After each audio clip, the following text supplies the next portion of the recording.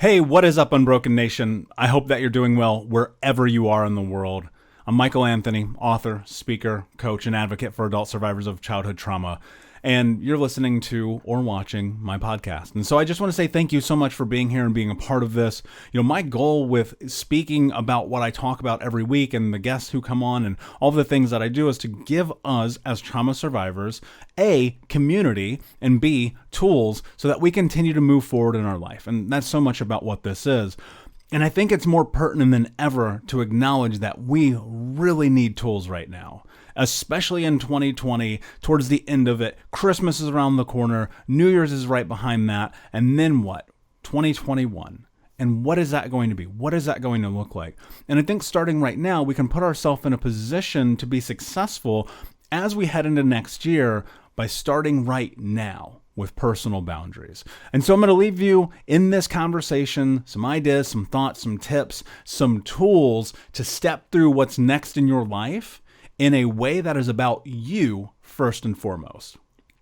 All too often in society, especially here in America, we are put in a position where we have to measure our value by our family.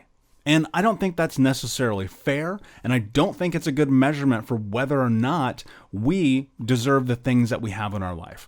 So often you hear, but it's your family, but it's your family, but it's your family. Well, I don't believe in that. I don't believe that we have to put ourselves in a position in which we allow toxicity to run our life. Now, how do you move through that? I posted the other day something to the effect of it's odd that we live in a society that puts family first over self-care, over taking care of yourself, over putting you first. And toxicity, as we know, is running rampant in homes around America and the world. I don't want to just single out America because it's everywhere. And this idea and notion that family has to always come first really drives me crazy because that catapults into work has to come first. And girlfriends and boyfriends have to come first. And pets have to come first. And neighbors have to come first. And strangers on the streets have to come first. And I don't believe that that leads to sustainability. We, as individuals, have to put ourselves first. Now, that said, this does not come from a selfish place. This just simply comes from a place in which we have to acknowledge that if we do not take care of ourselves first, how are we going to take care of the world? And when I think about goals, I think about attributes, I think about all the things that I want to accomplish or do in my life. If I don't put myself first, I can't possibly move towards those things. And yet, we live in this society that constantly tells us your needs are secondary to everyone else. And you've heard it, and you've seen it, and you felt it, and you witnessed it, and that's not true, and especially right now. I want you to think about this. This idea of being in toxicity and being around people during the holidays because the universe and the world says we're supposed to is archaic. And when you think about what it means to put yourself in a position to be successful in life, it's very much that airplane mentality. I've said it a bazillion times. You have to put your oxygen mask on first. And if you don't, how are you going to serve other people? Here's the problem though. Right now, especially right now, the holidays, first off, in general, are incredibly triggering, right? Then you tack on COVID, then you tack on unemployment, then you tack on all the other things that are happening in the world right now, and chaos ensues. And that starts intrinsically, inherently, and internally with us first, and then you see it kind of seep into the outside world. And so how do you put yourself in a position to be successful along with setting yourself up for success in the future in a time which you are being set up to fail? Like, I'm going to say it because I don't hear anyone saying it.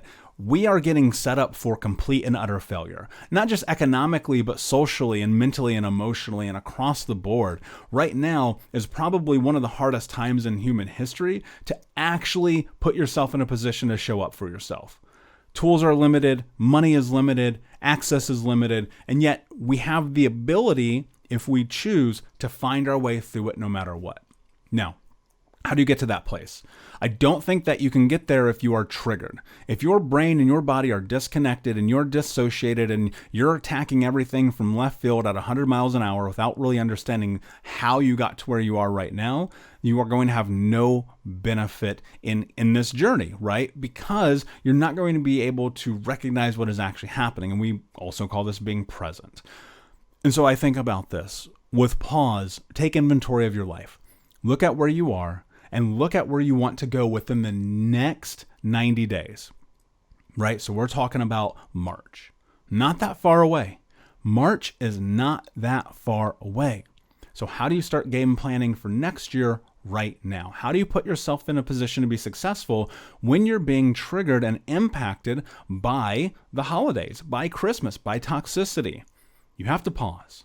You have to take a break. You have to remove yourself from everything and decide what is it that you want your life to look like within the next 90 days.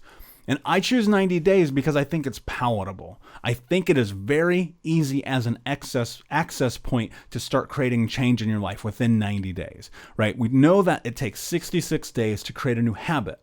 That's great, but I'm less interested and curious about habits right now and more interested about the impact of what you do on a daily basis between now and 90 days from now to set yourself up for success. And that starts in this moment. We are a few days away from Christmas. And some of you listening and watching right now are going to do something that you know you should not do. You're going to go to a family event. And that's not a COVID thing. That is a self-care thing. That you are going to break a promise to yourself that you are putting yourself first by going and putting yourself into a toxic scenario.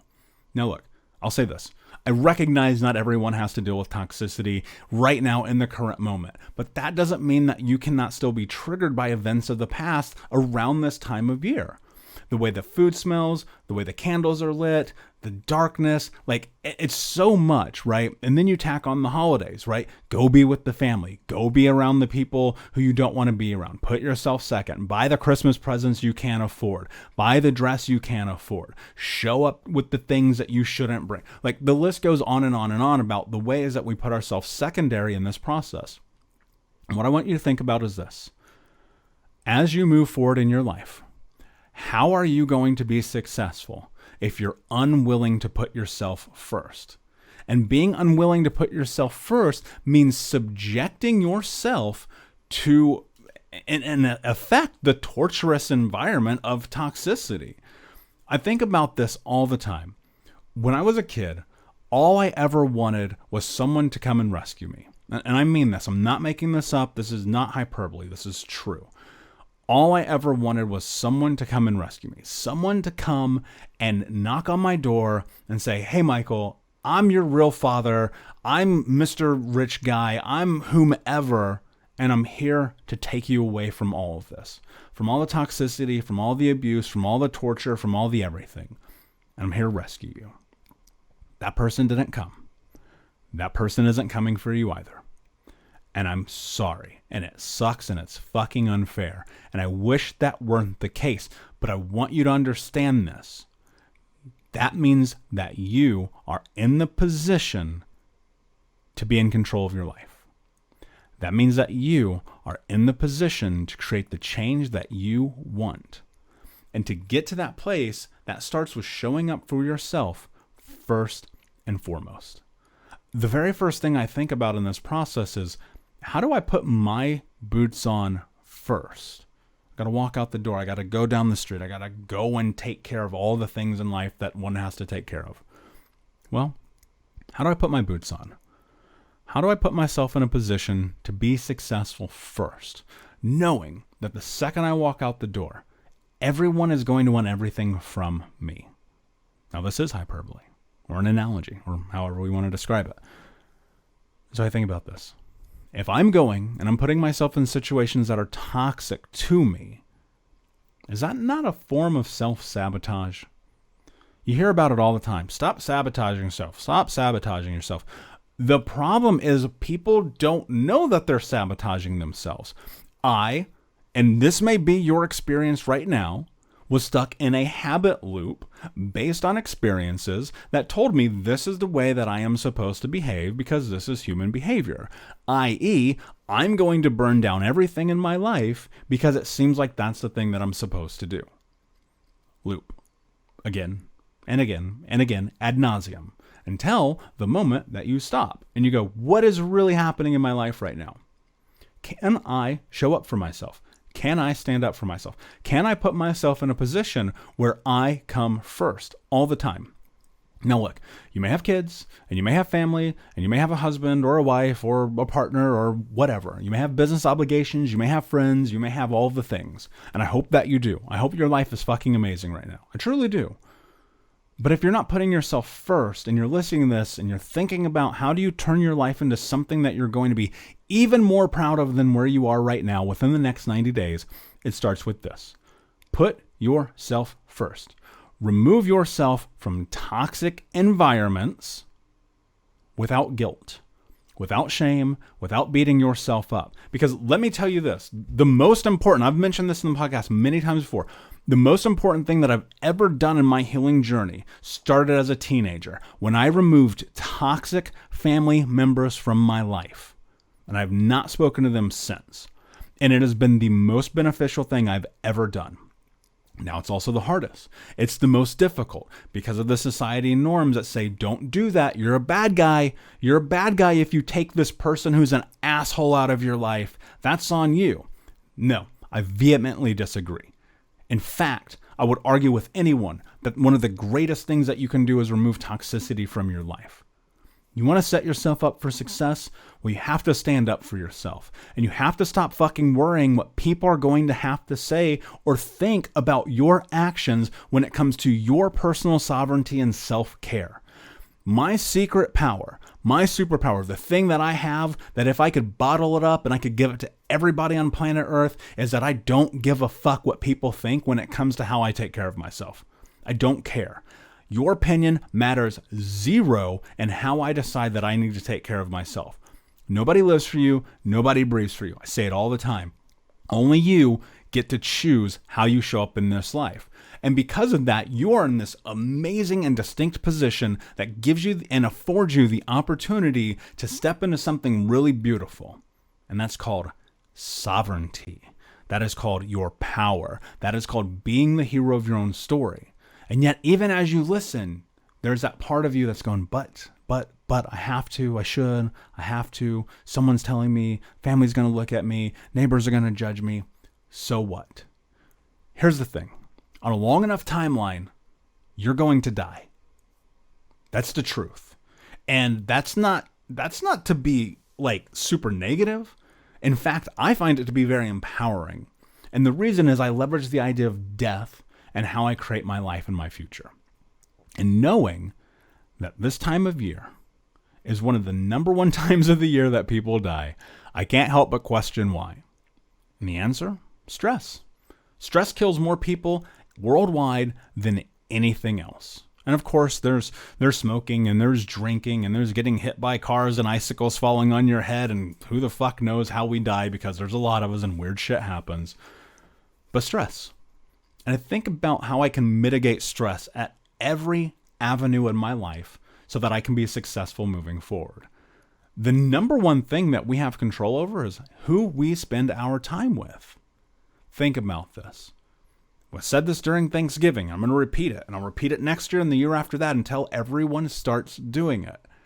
When you get in your car to drive, or on the bus, or on your bike, or however you get there, to the place that your heart, your gut, your soul is screaming, do not go, and you go, you are doing yourself a grave disservice.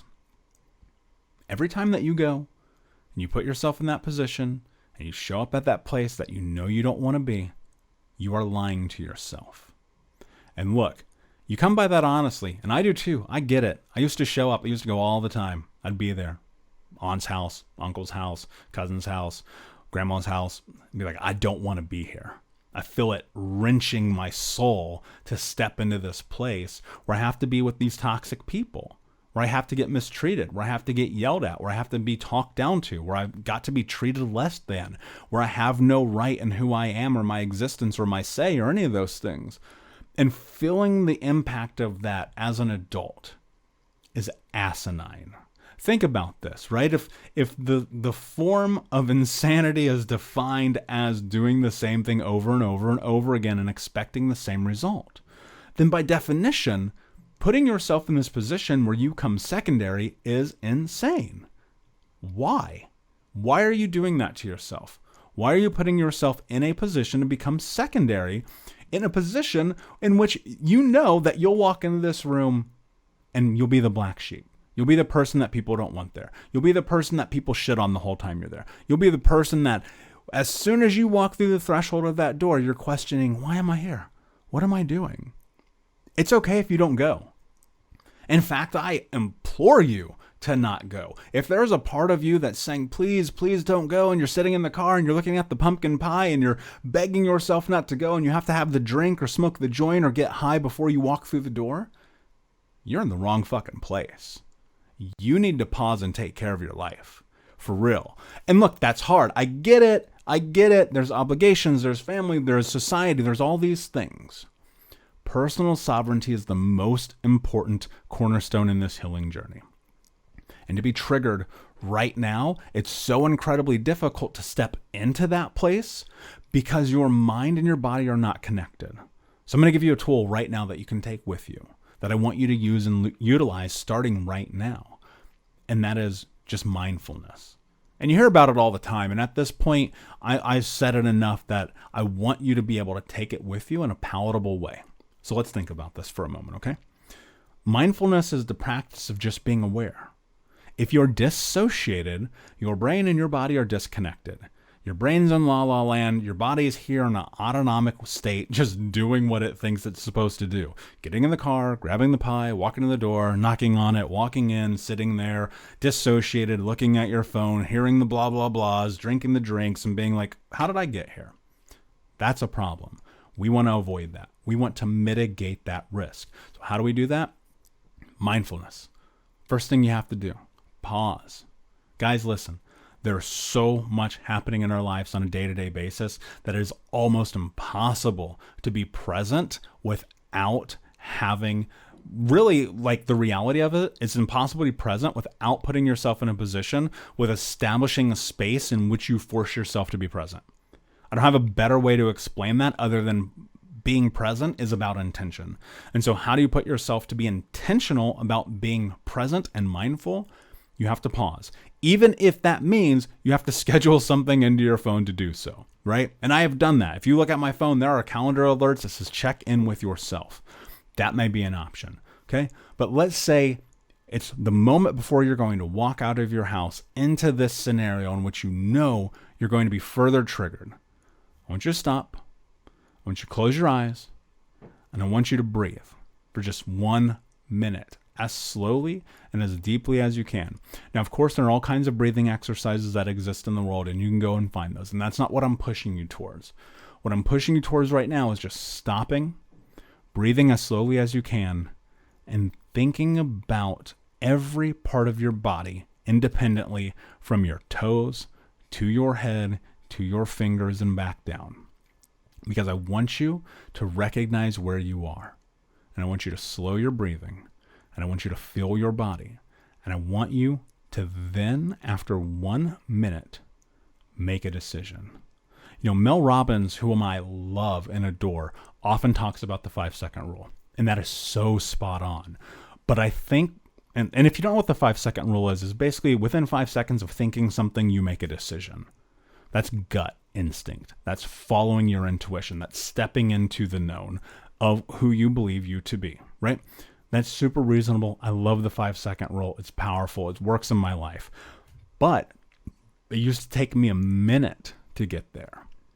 And that's why we start here, because we're so dissociated because of being triggered that our brain and body really need the extra time to step into what's next. So pause, breathe, take inventory of all of your body top to bottom, and then make a decision. And in that moment, that decision that you make needs to be one that is fortified within the trust that you have within yourself that you are doing the right thing for you. And then I want you to carry that over into everything else that you do all year long.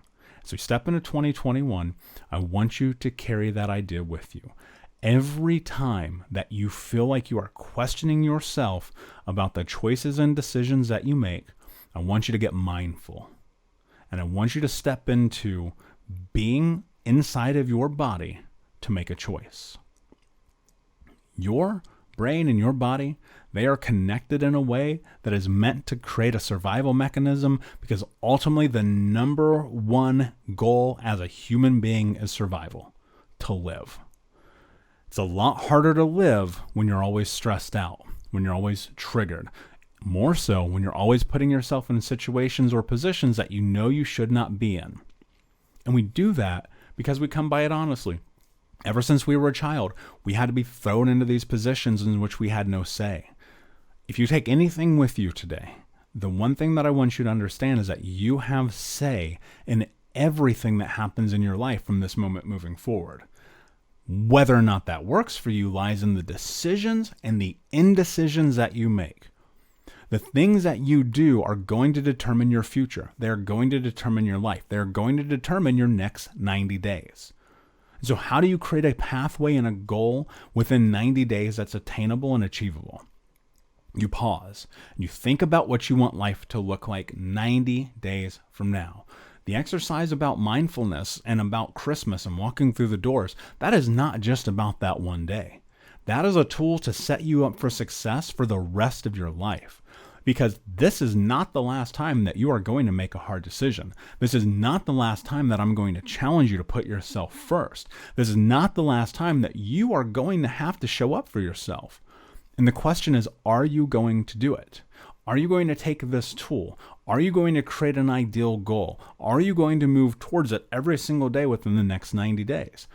Look, the reality is, you can say, I want to be a millionaire and I want to start the next Amazon and blah, blah, blah, blah, blah. What if your 90-day goal was to do only the things that you felt honest for you? What if your goal was to stop saying yes to things that you want to say no to?